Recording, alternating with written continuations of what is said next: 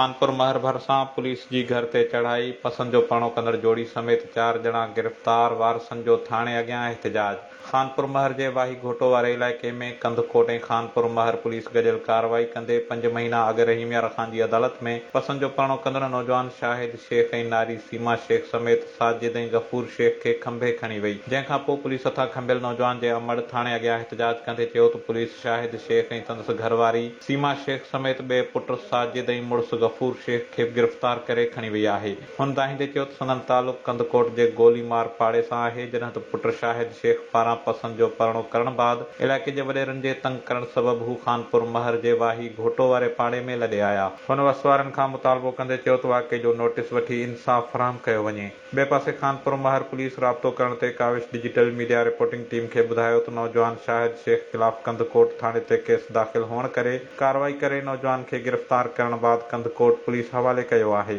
Azeem Siyal, Kaavish digital media reporting team, खानपुरमहर।